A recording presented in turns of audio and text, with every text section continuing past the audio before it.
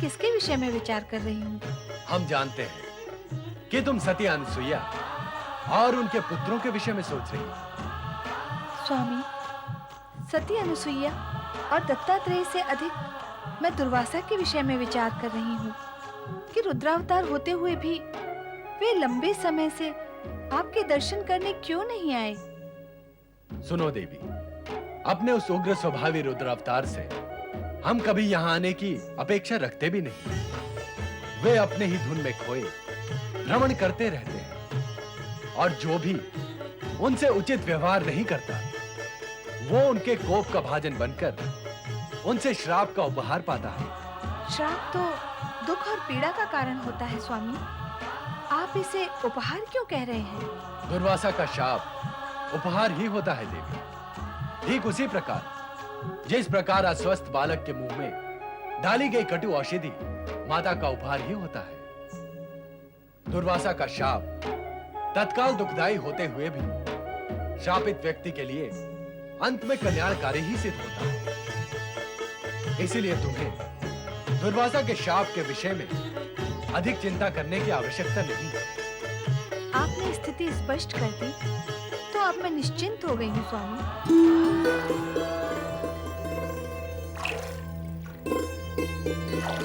शकुंतली, वो रहा महल। हम महल के निकट पहुंच गए ना?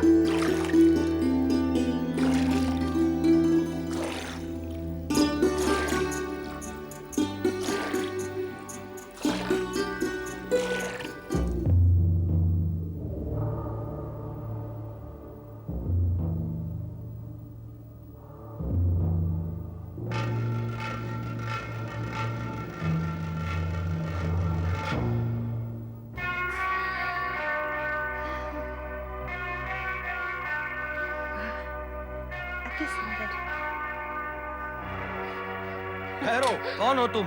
कहाँ चले जा रहे हो? हमें महाराज दुष्यंत से मिलने जाना है। क्यों मिलना है महाराज से? अति आवश्यक है हमारा उनसे मिलना। और तुम हो कौन? कहाँ से आए हो? हम सब कण्व ऋषि के आश्रम से आए हैं। ये गौतमी माई है, ये कण्व ऋषि की पुत्री शकुंतला है। आप दोनों कण्व ऋषि के शिष्य हैं? हाँ, अब हम भीतर जाएं? नहीं, महाराज की आज्ञा के बिना महल में प्रवेश करना संभव नहीं है। कैसे प्राप्त होगी महाराज की आज्ञा? आप सभी यहीं प्रतीक्षा कीजिए, हम जाकर महाराज से निवेदन करते हैं। चलो।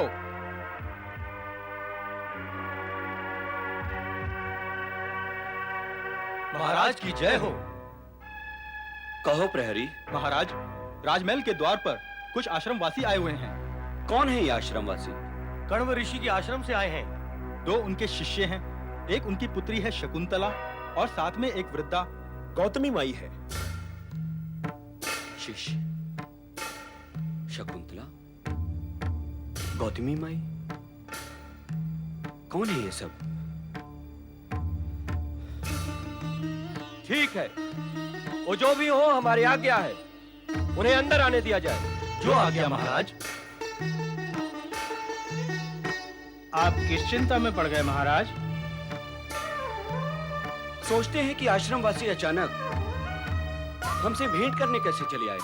वन व्यवस्था अथवा आश्रम के लिए कुछ सहायता की आवश्यकता होगी, अथवा आप कभी आखेट में गए होंगे तो वन में आश्रम वासियों पर कृपा करके सहायता देने का वचन दे आए होंगे।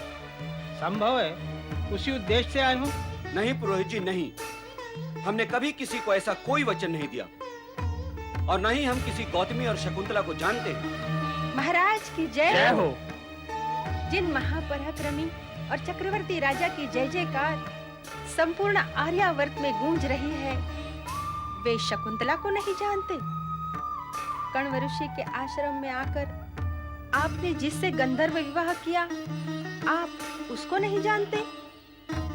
आप कहते हैं कि हमने कण्व ऋषि आश्रम में आकर इस स्त्री के साथ गंधर्व विवाह किया है? हाँ महाराज दुष्यंत, आश्रम में रहने वाली शकुंतला की सखिया ही नहीं, आश्रम के पशु पक्षी और पेड़ पौधे भी इस घटना के साक्षी है। आपसे गंधर्व विवाह करने के पश्चात शकुंतला अब गर्भवती हो चुकी है।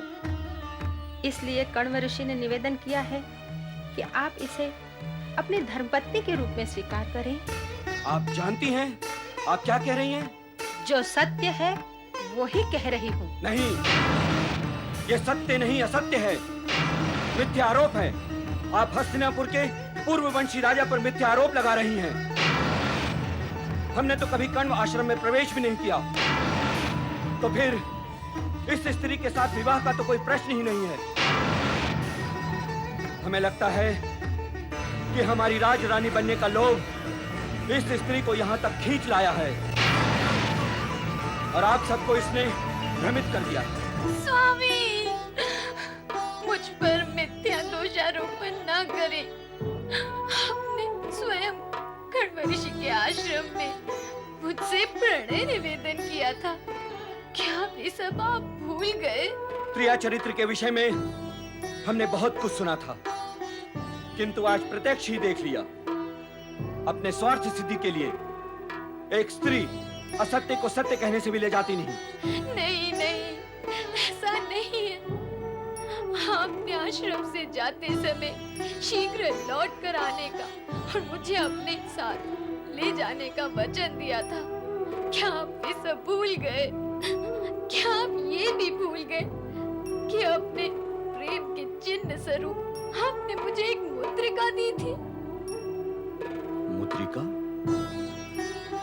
हमने तुम्हें प्रेम चिन्ह के रूप में मुद्रिका दी थी, तो कहाँ है वो मुद्रिका? मुद्रिका? कहाँ है मेरी मुद्रिका? कहाँ गई होगी मुद्रिका? कण्व ऋषि आश्रम में रहने का ढोंग करने वाली प्रवंचिका, तेरे नाट्य की कथा काल्पनिक है, जिसमें कोई पात्र ही नहीं। जिस मुद्रिका की तुम चर्चा कर रही हो, उसका तो कोई अस्तित्व ही नहीं।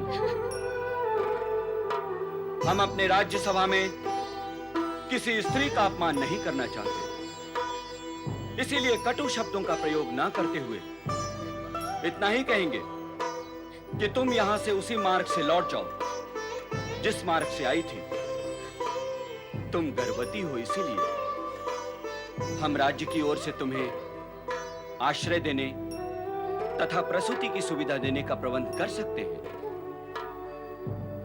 राजपुरोहित जी, आप प्रसूति तक इस स्त्री की व्यवस्था का दायित्व संभालें। जैसी आपकी आज्ञा महाराज। शकुंतले, नहीं।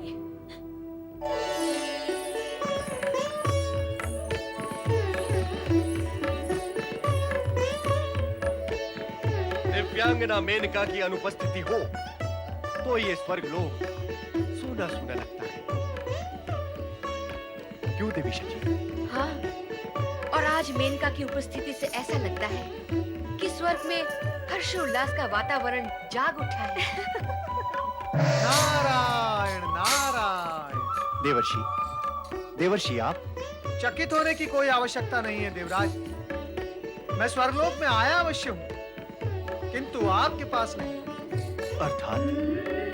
मैं कठोर और पाषाण हृदय माता के पास आया हूँ, उसकी सोई हुई चेतना जगाने के लिए। देवर्षि, आपका आशय अभी भी स्पष्ट नहीं है। हो जाएगा देवराज, आप धैर्य रखें।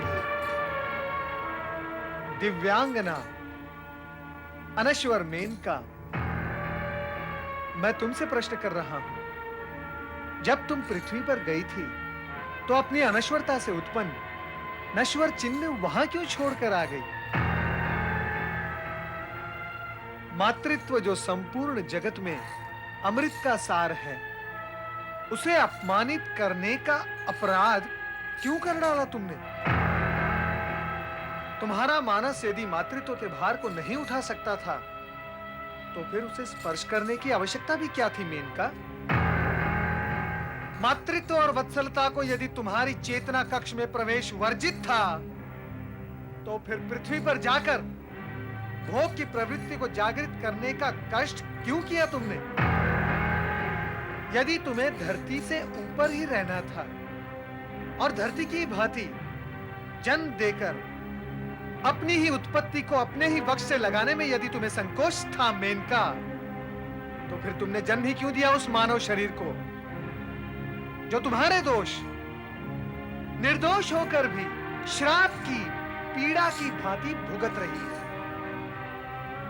मेनका, तुमने अपने जीवन और यौन को अक्षय रखने के प्रयत्न में अपनी ही पुत्री को क्षय के अंधकार में खाई में क्यों ढकेल दिया? बताओ मेनका, तुम्हारे पास क्या इसका कोई उत्तर है? मेरी विवशता को समझिए देवर्षि। एक बार स्वर्ग लोक लौट आने के पश्चात मैं अपनी विगत भूलों को भूल जाना चाहती हूँ। पृथ्वी लोक और पृथ्वीवासियों से अब मेरा कोई संबंध नहीं। नारायण नारायण। स्थान और लोक के परिवर्तन हो जाने से मेनका लोक भावना, माता और पुत्र के संबंध में कोई परिवर्तन नहीं आता। यदि ऐसा होता तो जगत से माता, ममता और महानता ये तीनों समाप्त ही हो जाते। कौन बतलाएगा कि क्या दोष था उस निर्दोष शकुंतला का? तुम तो चली आई उसे धरती पर छोड़कर, किंतु तुम्हारे जाते ही दुर्भाग्य के क्रूर पंजों ने उसे अपने पाश में दबोच लिया। नवजात शिशु हिंसक पशुओं के बीच घनघोर वन में नितांत अकेला मातृत्व की आशा में अपने हाथ पांव फेंकता रो रो कर करुणा का कल्पांत करता रहा। कल्याण करे विधाता उस कण्व ऋषि का, जिन्होंने समय पर वहां पहुंचकर उस नवजात बालिका को शरण दी। तत्पश्चात उसे अपने आश्रम में ले जाकर अपनी पुत्री की भांति उसका लालन पालन किया। सयानी हुई तो राजा दुष्यंत वहां पहुंचे, उस पर मोहित होकर अपने प्रेम का निवेदन करने गंधर्व विवाह भी कर डाला। राजा दुष्यंत तो चले गए, परंतु उनके जाने के पश्चात उनकी मधुर स्मृतियों में खोई शकुंतला की झोली में आ गिरा ऋषि दुर्वासा का श्राप।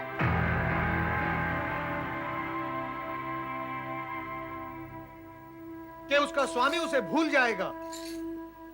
जब स्वामी के पास पहुंची तो श्रापग्रस्त स्थिति की मारी शकुंतला दंग रह गई, ये जानकर कि राजा दुष्यंत उसे भूल चुके हैं।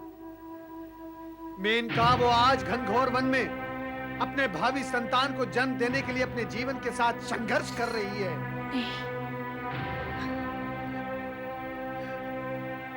शकुंतले!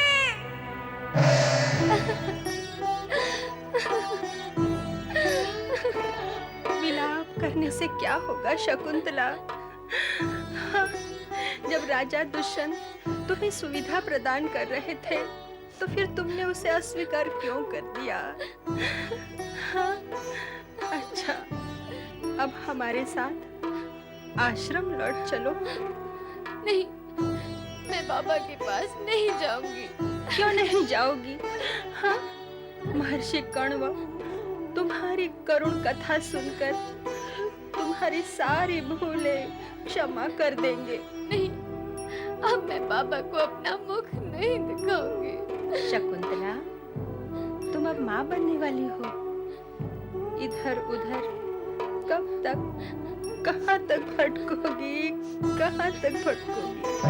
माता के होते हुए पुत्री को भटकने की क्या आवश्यकता है?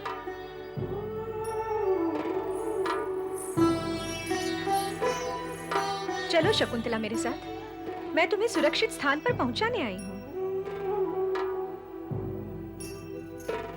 मैं अपनी भूल का प्रायश्चित करने आई हूँ पुत्री। चलो मेरे साथ, मैं तुम्हारी माता हूँ, मेनका।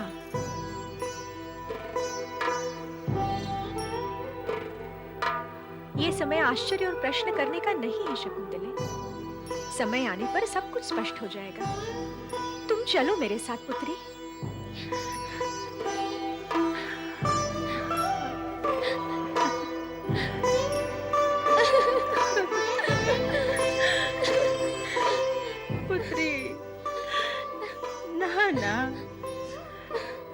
महाराजा दुष्यंत के आश्रय में जाना तुझे स्वीकार नहीं था। बाबा के आश्रम में आना भी स्वीकार नहीं है। अब तो तेरा हित इसी में है कि तू अपने माँ के साथ लौट जा बेटा। बाबा को जाकर कहना कि उनके आशीर्वाद से जब मैं इस संकट से मुक्त हो जाऊंगी तब उनके मैं आश्रम में अवश्य दर्शन करने आऊंगी।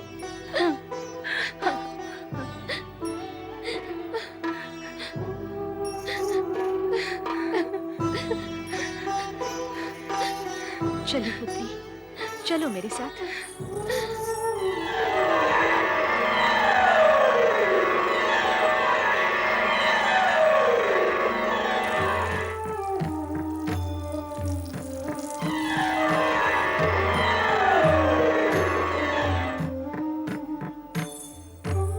ऋषिवर मरीचि, मैं आपके शरण में आई हूँ। स्वर्गलोक और देवराज इंद्र को छोड़कर ऋषि की शरण में? हाँ ऋषिवर, अपनी पुत्री शकुंतला के लिए। ये विपदा की मारी है तथा गर्भवती भी है। इसके पति महाराज दुष्यंत ने इसके साथ अन्याय किया है, अथवा ये कहें कि दुर्भाग्य प्रबल है। ये विपत्ति से घिरी हुई है ऋषिवर, कृपया मेरी पुत्री को शरण दें। मेनका, आश्रम में आश्रय लेने के लिए याचना करने की आवश्यकता नहीं होती। विपत्तिग्रस्त प्राणियों की सहायता करना आश्रम वासियों का कर्तव्य ही नहीं, परम धर्म होता है। तुम्हारी पुत्री शकुंतला एक महान पुत्र की माता बनेगी मेनका। मेनका, उस महान पुत्र के आगमन के साथ ही इसकी सारी विपदाओं का अंत हो जाएगा। आपको कोटि कोटि धन्यवाद ऋषिवर। शकुंतले, पुत्री, अब तुम निर्भय होकर यहाँ रहो।